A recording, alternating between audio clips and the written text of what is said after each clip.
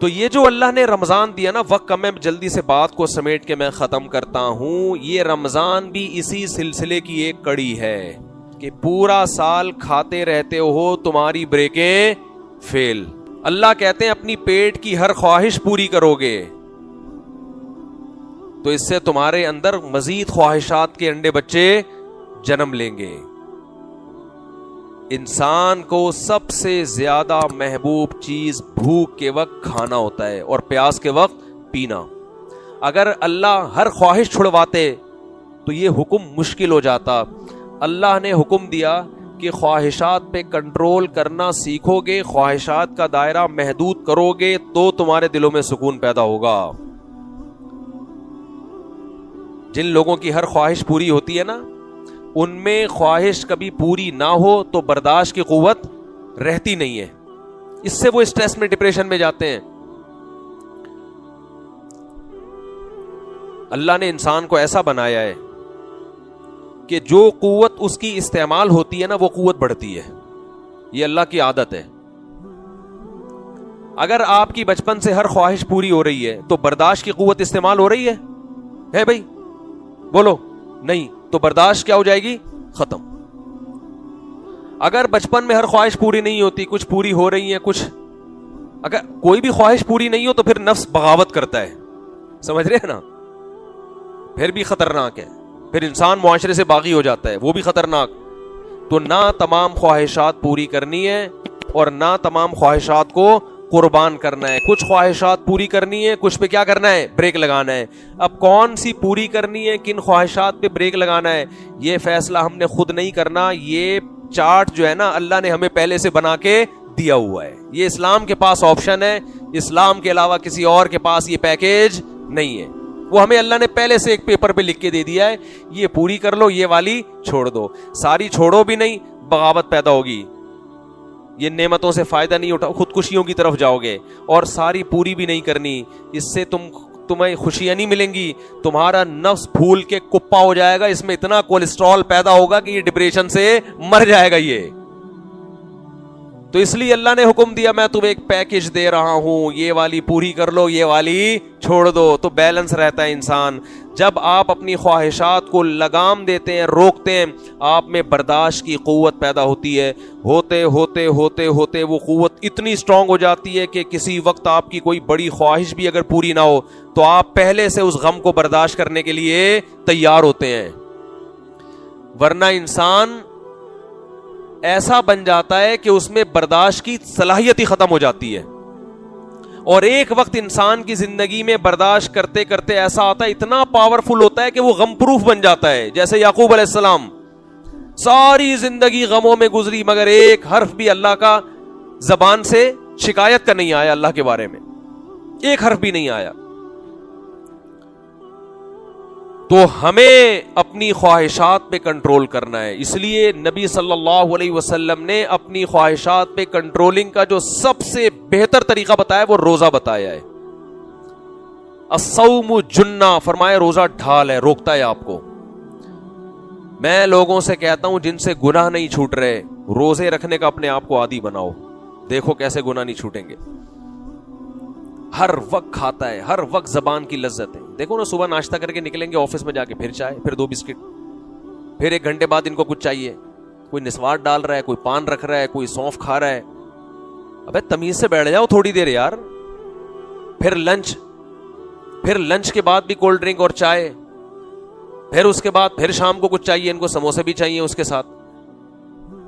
پھر بہت دیر سے کچھ کھایا نہیں، 1 بسکٹ ہو جائے ہے بھائی. یہ سونف رکھی ہوئی ہوتی ہے، وہ تھوڑا سا زبان کا ٹیسٹ چینج. پھر رات کو کھانا، پھر سونے سے پہلے ڈاکٹر حکیم نے کچھ بتایا بھائی یہ کھا کے سو. یہ تو شکر ہے رات کو آنکھ نہیں کھلتی، ورنہ پھر اٹھ کے کچھ کھائیں گے.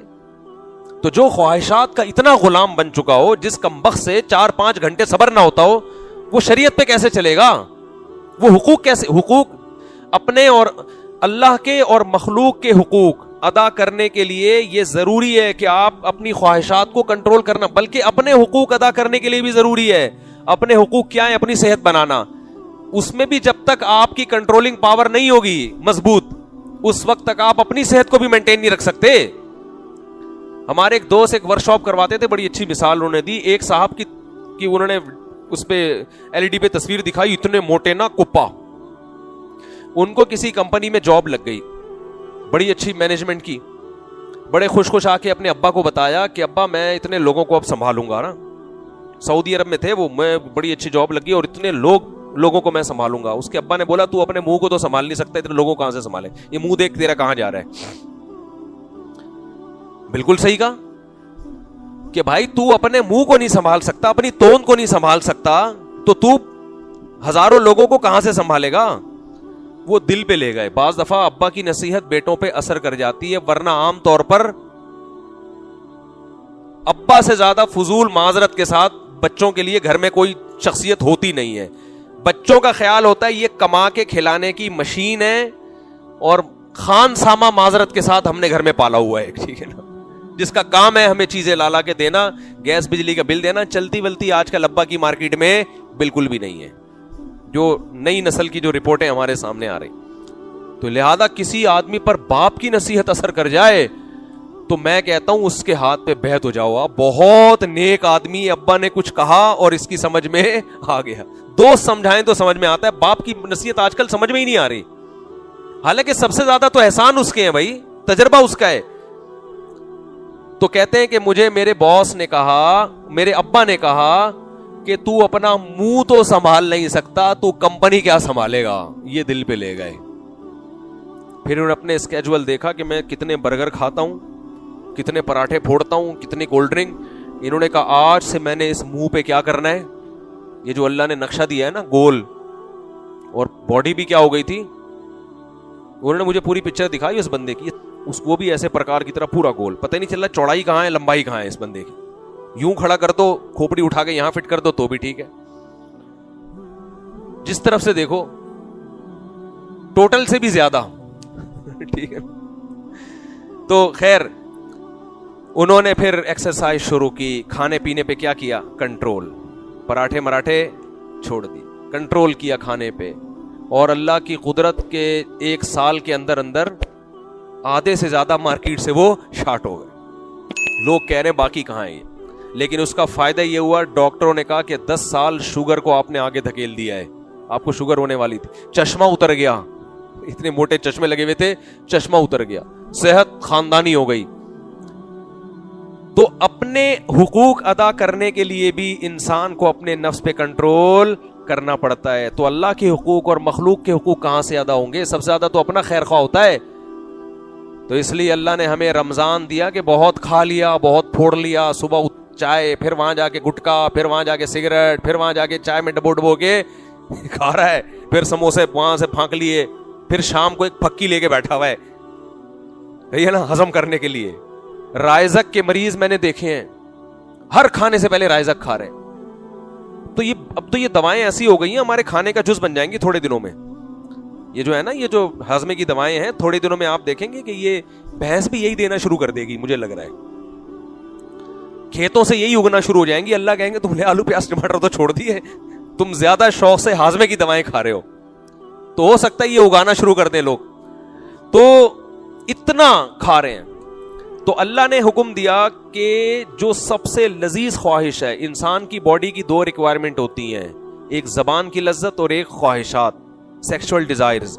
یہ 2 ریکوائرمنٹ باڈی کی ایسی ہیں جن کو برداشت کرنا انسان کے لیے بہت مشکل. جب یہ خواہشات پیدا ہوتی ہیں تو اللہ نے رمضان میں دونوں چیزیں چھڑوا دی. نہ روزے کی حالت میں زوجہ سے ہم بستری کر سکتے ہو, اور نہ روزے کی حالت میں پانی پی سکتے ہو, نہ کھا سکتے ہو, نہ گٹکا, نہ سگریٹ, نہ پان. اور یہ 2-4 دن کی بات نہیں ہے, پورا مہینہ تم نے اس اسکیجول میں گزارنا ہے. تو اس کا بڑا مقصد کیا ہے, اپنی خواہشات کو کنٹرول کرنا سیکھو. لیکن ہم اتنے ڈھیٹ ہیں, ہم کہتے ہیں اللہ تو نے سحری سے لے کے افطاری تک چھڑوا دیا, افطاری کا ٹائم آنے دے, بس تو آنے دے, آن دے خالی, ایسے آستی نے چڑھا, آن دے خالی. اور جو پورا مہینہ روزہ رکھوایا, چاند نظر آنے دے.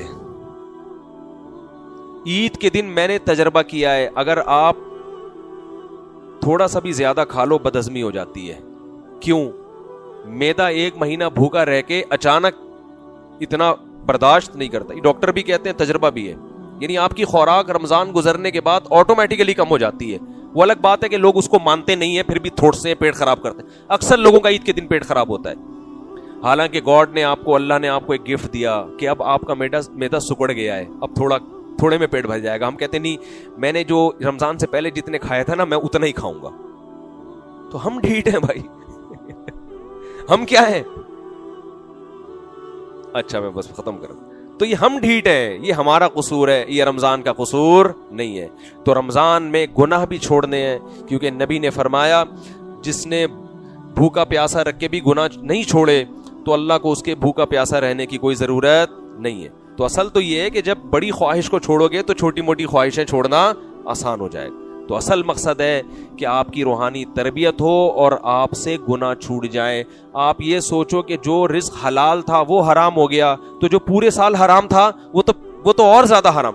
بدنظری پورے سال حرام, رشوت لینا پورے سال حرام, نماز چھوڑنا پورے سال حرام, داڑھی کاٹنا پورے سال حرام, اور زنا کرنا پورے سال حرام. تو جو حرام ہمیشہ سے ہے وہ تو اور زیادہ برا ہے کہ نہیں ہے. لیکن فلم دیکھ رہے ہیں روزہ گزارنے کے لیے. میں نے ایسے لوگ بھی دیکھے کہ روزہ نہیں گزر رہا تو فلم دیکھ رہے ہیں بیٹھ کے. تو یہ کیا ہوا بھائی؟ اللہ تعالیٰ سے دعا ہے کہ رمضان کو اللہ ہمارے حق میں حقیقی طور پر رمضان بنا.